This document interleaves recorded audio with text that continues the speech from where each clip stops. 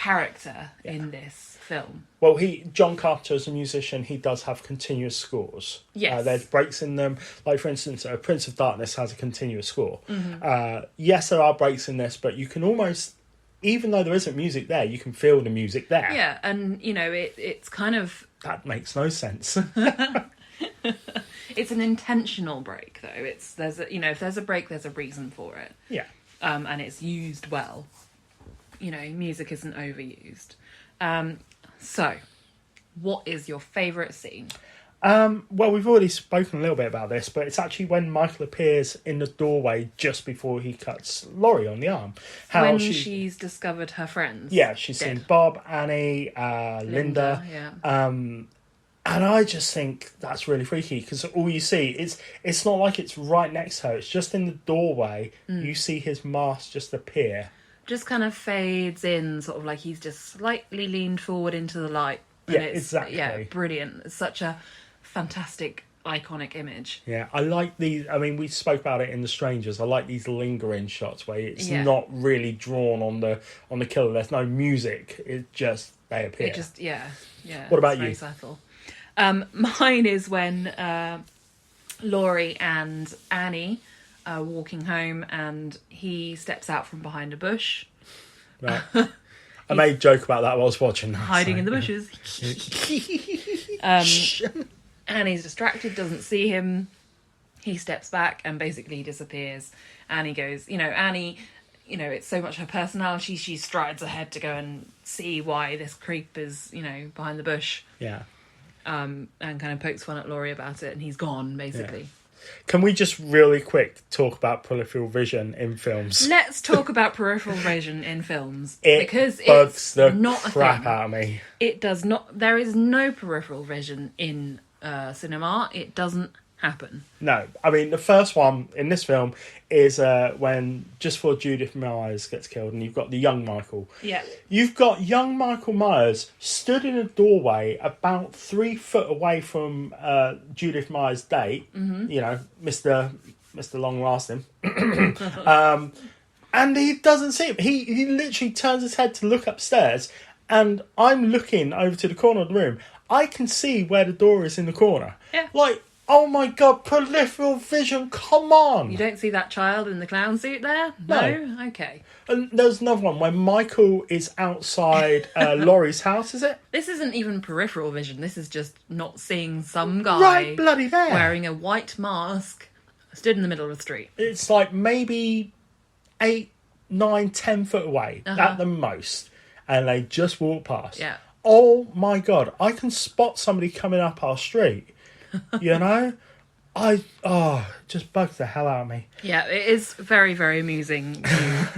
It's kind of like... Too many films have that. Too many films. Everyone is wearing those blinkers that they put on horses. Yeah. What's your favourite line? Totally. Linda. She says it a grand total of 11 times. It feels like 1,000. It does. No, it's brilliant. Mine is specifically from the scene where she's telling Laurie how many things she has to do the following day. Yeah. And Laurie says, "Oh, haven't you got enough to do tomorrow?" Or whatever. And she says, "Totally." But yeah, no, I really, really love Linda. She's just such a kind of, ditzy character.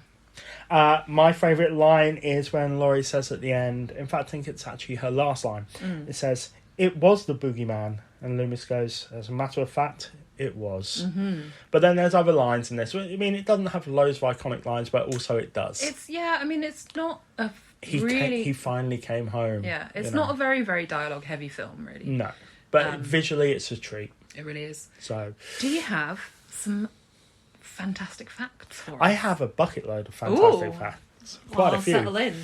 Right, okay, the original script was titled The Babysitter's Murders and had the events taking place over a space of several days.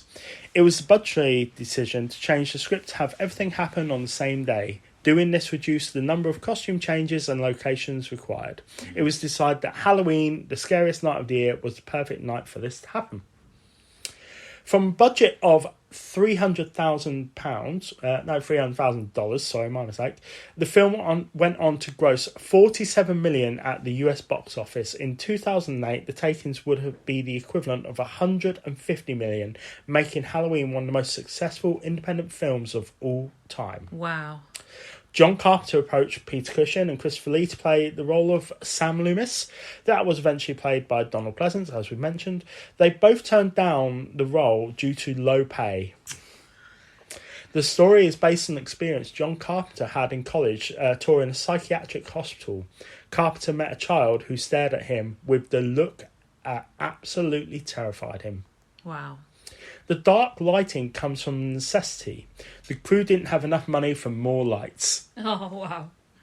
Jamie Lee Curtis played Laurie Strode in this film, released in 5 different decades. So she was in Halloween in 1970. She was in Halloween 2 in 1981. Halloween H20, or H-Water, 20 years later in 1998, Halloween Resurrection in 2002, and Halloween in 2018. Wow. To ensure that Michael Myers would break the window at the station wagon as Loomis approaches the insane asylum, a wrench was glued onto the forearm and the hand. It was then painted flesh coloured to hide it from the camera. Well, I never realised that was meant to not be noticed. Yeah, it's not supposed to be noticed, but there's a pink wrench. Yeah. As it has been noted, the killer is referred to as the Shape in the script and the credits of the film. The word shape was used by the Salem witch trial judges to describe spectators, or spirits, spectres, sorry, not spectators, of the accused doing mischief and harming other persons. The film takes place primarily in the fictional town of Haddonfield, Illinois. Haddonfield, New Jersey, woo-woo! Hardly Paranormal, woo-woo, New Jersey, Jersey represent. It's the hometown of screenwriter Deborah Hill. Ah. That's a little fact just for Jerry and Lacey. Nice. Robert Englund of Freddy Krueger fame actually was in this film. What? He throws bags of dead leaves on set, and he did it for just one day. Oh, that's lovely. That is amazing, isn't it? Jamie Lee Curtis said in interviews that William Shatner was initially not happy his likeness was being used for the mask of Michael Myers. Mm-hmm. She also said that Mike Myers, the Canadian comedian from Wayne's World and SNL, who basically he turned around and said that he wasn't happy that he shares the same name as Michael Myers. Which I say to that, shut the hell up, Michael Myers. You've done nothing. You've been in Wayne's World, Austin Powers, and So Married an Axe Murderer, and that's it. I don't count Shrek. I hate just Shrek and the Cat in the Hat. Oh, Cat in the Hat is an abomination. Have you seen that? No. It's terrible. That's why I haven't seen it. It's basically, it's the film version of a virus. Oh dear. And those are all my facts. Well, I do those were apologise. very good. Thank you. I enjoyed those. I do apologise to Mike Myers, actually, because I quite like Spy Who Shagged Me. Well, I like Mike Myers. Wayne's World's great, So I Married an Axe Murderer is great. But then he does so many other things that ruin it. But then, Yeah. Anyway. But, Give me some links, Freya. If you would like to email us, you can contact us on fullmoviepodcast@gmail.com. Email us. If you would like to tweet us, you can reach us at fullmoviepoduk. Tweet us. And if you would like to Instagram us, you Grab can us. find us at Full Movie Podcast. Message us. We interact with our fans. Thank you, Robo Matt. You're welcome. Yes, in all seriousness, come and chat to us. We love to talk. Ha ha ha ha. Totally. So just quickly before we go, just want to say thank you very much everyone who's tuned in today, yesterday, and on Tuesday. And in the past. Yes, thank you very much. It's all been very, very nice, and we love doing this and talking about films on the bed, in the bedroom. And yes. On our Jurassic Park duvet set. Yes, exactly. That's exactly what we have. Check our Instagram for the picture. I'm sat right on a T-Rex. You are, you lucky devil. Oh. But yes, so let's talk very quickly about what film we are doing on Wednesday. Well, we have chosen a very appropriate film to do on Wednesday. Why is it appropriate? Because it's about Bonfire Night. It is. It's about Guy Fawkes. Exactly. I don't think this is really a thing in America, though. Or anywhere else. No, it's quite a British thing, isn't it? It is. Very British. Stiff upper lip and fireworks and bully. But yes, so in celebration of Bonfire Night, we are doing the 2005 film V for Vendetta. Ooh, do you know what? I haven't seen that film for a while. Me neither. I'm really looking forward to watching it. It's a good film. It's a great film. Good film. Okay, so check us out on Wednesday. Uh-huh. And yeah, have a lovely week, guys. Yes, enjoy your Monday. Yes, and by the way, one more year to Halloween, Halloween, Halloween. One more year to Halloween, Silver Shamrock. I promise he's not going to do this every episode, honestly. What? You said I could earlier. No, I did not. Oh. Okay, toodles, everybody. See you soon.